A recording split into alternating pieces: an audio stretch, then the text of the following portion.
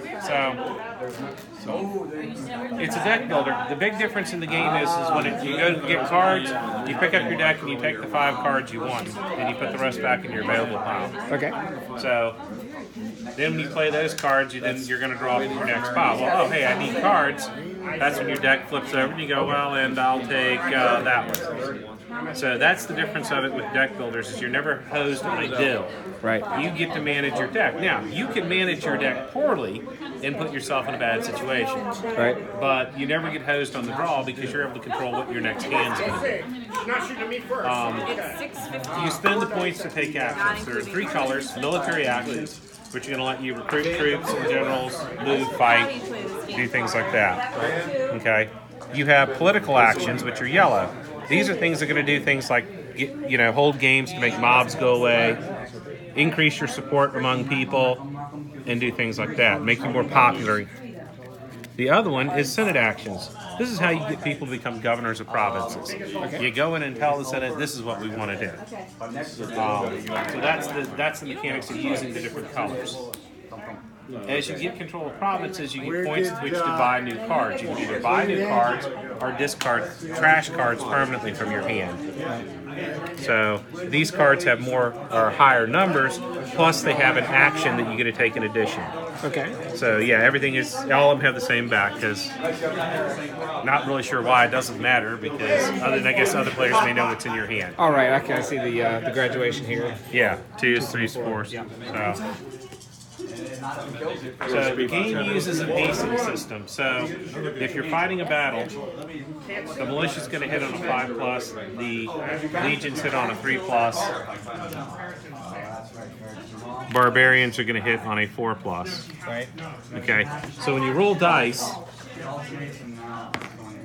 like that's going to be a miss for everybody. But if you roll a 6, not only is it a hit, you roll again and you add that in. So that's 2 hits.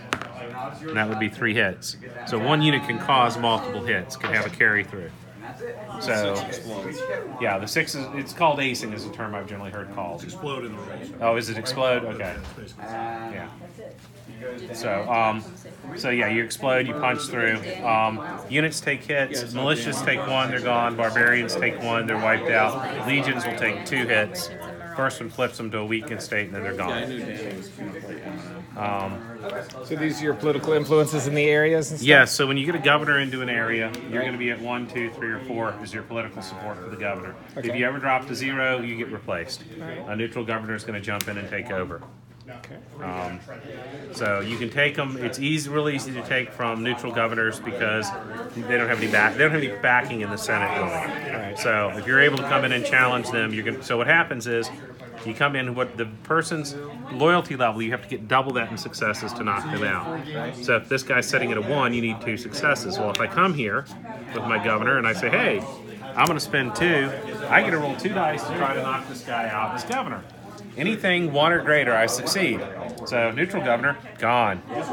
If I'm going against a player, I need 2s or better. So if I'm rolling 2 dice, there's a chance you're going to roll a 1 and fail. If you roll a 6, you get to add another dice.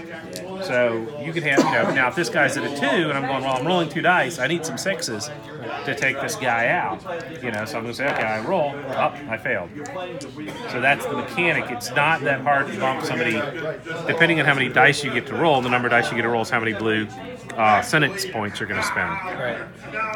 So that's the basic mechanics of rolling to replace somebody. Now, if you control the local capital with troops, that makes it harder for people to displace you. Because when you come in and going, no, you don't like this guy as your governor, the people kind of go, no, you need to buy it. And the more troops there are in a place that is supporting you, the harder it is to bump you out. The reverse is true. If this guy's governor and I control the capital militarily, you normally need 4 successes, double his loyalty rating. Yep. Subtract 1 for every legion force I have in the area, so now I only need 2 to replace him. Wow, I'll go there. I've got 2 rolls. As long as I don't roll a 2, well, 6. I have 2 successes plus a reroll. Success. 3 successes. He goes out. My governor goes in. How are VPs calculated? So VPs are calculated for every province that you're the governor in as 1 victory point. So it's down here. Okay. So every province you're the governor. For every building that you built, every improvement is 1 victory point. If you are emperor, if you are governor of Italy, you are emperor, and your score points based on your emperor, what sport level you have. So we should send If there's a pretender, if you're a pretender, then you get 1 for the provinces you have that are part of your pretender empire.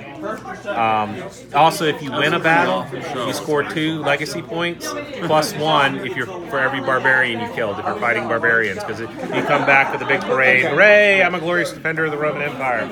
If you're defeating other Romans, you still get 2 points for the victory, but you don't get any credit for killing Romans. That you're still killing Roman citizens, so it's a little popularity, but no great sweeping victories. There's a crisis table you roll on at the beginning of each player's turn. That's going to activate the barbarians or cause events to occur. So when barbarians activate, there's then a check to see, based on the number of active barbarians, is going to be a die roll. And if the number is equal to or less than the number of barbarians, these guys are going to leave. And this tells you where they go. Oh, cool. So they'll spread out to different spots throughout the empire. So the more barbarians there are, the more likely that a number is going to be rolled that's going to send them out. But the only, if there's 4 active barbarians and a 2 is rolled, 2 of them are going to go. Oh, it's the second turn. It's equal to the number. So if there's only 1 active barbarian, you got to get a 1. But the more there are, the more likely a number is going to happen that's going to cause them to move. And then you have a second die roll that's going to tell you where they go. We use the patented Bill Powers system to roll all 4 dice at one time. It's not yours? Oh, sorry. Credit to the wrong person. Whoever the correct person. Take the credit, but it was mine. Oh, well. So, and then you have event cards. If you roll a 7, there's an event card that's going to come up. And since we've stacked this deck for the game, haha. We've built the deck for We've built the deck for the game. We'll rebuild it. I'm sure you can rebuild it really quickly. Yeah. So where was it? It would have been Palmarian Allies. No, where was the... It was like 3rd from the bottom. So you'll flip over and you'll get an event card will come up. The Diocletian card is mixed in with the bottom 4 cards, bottom 3 cards. So the bottom 4 cards of the deck contain this. If you get all the way through the event deck and this flips up, the game ends immediately. Okay. And that's the game. Never seen it happen.